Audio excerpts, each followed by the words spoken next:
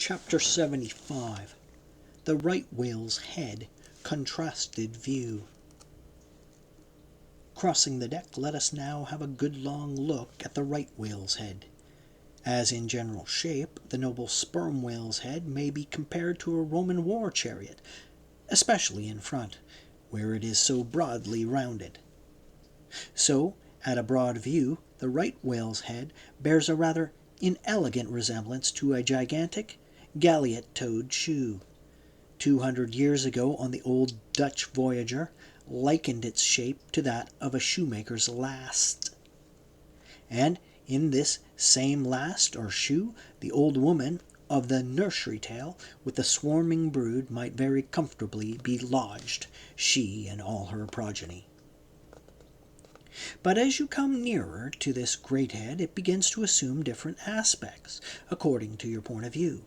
If you stand on its summit and look at these two F-shaped spout holes, you would take the whole head for an enormous bass viol, and these spiracles, the apertures in its sounding board. Then again, if you fix your eye upon this strange crested, comb-like incrustation on the top of the mass, this green barnacled thing which the Greenlanders call the crown, and the southern fishers the bonnet of the right whale, fixing your eyes solely on this, you would take the head for the trunk of some huge oak, with a bird's nest in its crotch. At any rate, when you watch those live crabs that nestle here on this bonnet, such an idea will be almost sure to occur to you, unless indeed your fancy has been fixed by the technical term crown, also bestowed upon it, in which case you will take great interest in thinking how this mighty monster is actually a diademed king of the sea, whose green crown has been put together for him in this marvelous manner. But if this whale be a king, he is a very sulky-looking fellow to grace a diadem. Look at that hanging lower lip. What a huge sulk and pout is there. A sulk and pout by carpenter's measurement, about 20 feet long and 5 feet deep. A sulk and pout that will yield you some 500 gallons of oil and more. A great pity, now, that this unfortunate whale should be hare-lipped. The fissure is about a foot across. Probably the mother, during an important interval, was sailing down the Peruvian coast when earthquakes caused the beach to gape.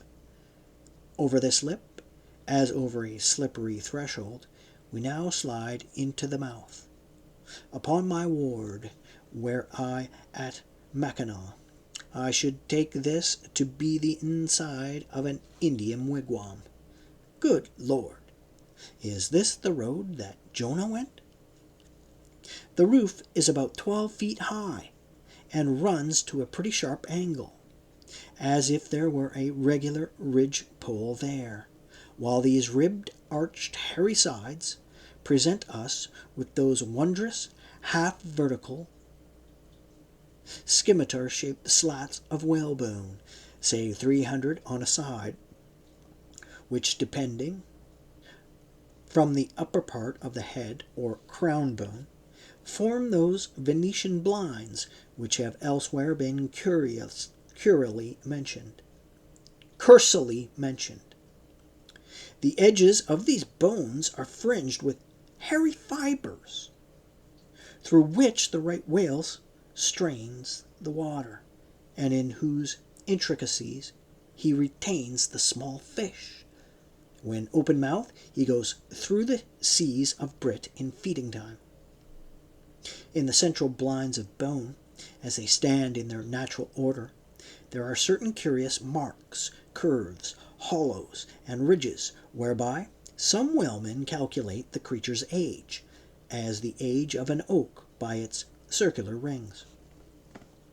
Though the certainty of this criterion is far from demonstrable,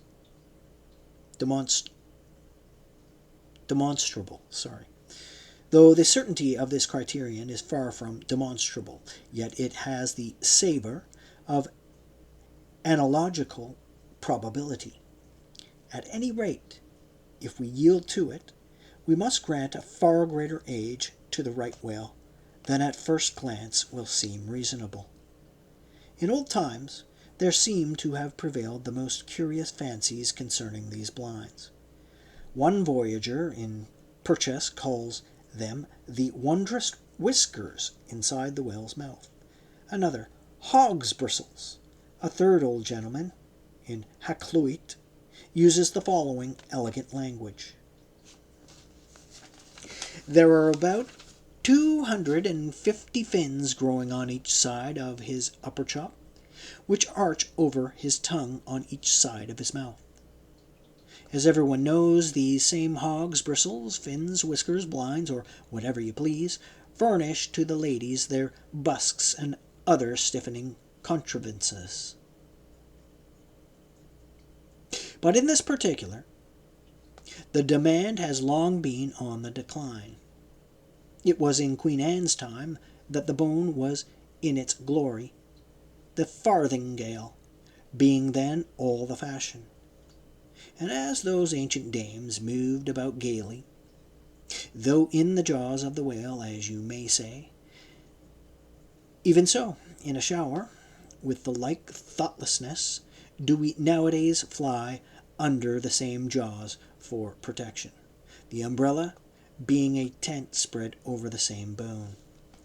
But now, forget all about blinds and whiskers for a moment, and, standing in the right whale's mouth, look around you afresh, seeing all these colonnades of bone so methodically ranged about. Would you not think you were inside of the great Haarlem organ, and gazing upon its 1,000 pipes? For a carpet to the organ we have a rug of the softest Turkey, the tongue, which is glued, as it were, to the floor of the mouth. It is very fat and tender, and apt to tear in pieces in hoisting it on deck. This particular tongue, now before us, at a passing glance, I should say it was a 6-barreler. That is, it will yield you about that amount of oil. Ere this, you must have plainly seen the truth of what I started with, that the sperm whale and the right whale have almost entirely different heads. To sum up, then, in the right whales, there is no great well of sperm, no ivory teeth at all, no long, slender mandible of a lower jaw, like the sperm whales. Nor in the sperm whale are there any of those blinds of bone, no huge lower lip, and scarcely anything of a tongue. Again, the right whale has 2 external spout holes, the sperm whale only 1. Look your last now on these venerable hooded heads, while they yet lie together, for one will soon sink, unrecorded, in the sea. The other will not be very long in following. Can you catch the expression of the sperm whales there? It is the same he died with, only some of the longer wrinkles in the forehead seem now faded away. I think his broad brow to be full of prairie-like placidity, born of a speculative indifference as to death. But mark the other's head's expression. See that amazing lower lip, pressed by accident against the vessel's side, so as firmly to embrace the jaw. Does not this whole head seem to speak of an enormous practical resolution in facing death? This right whale I take to have been a Stoic, the sperm whale a Platonian, who might have taken up Spinoza in his later years.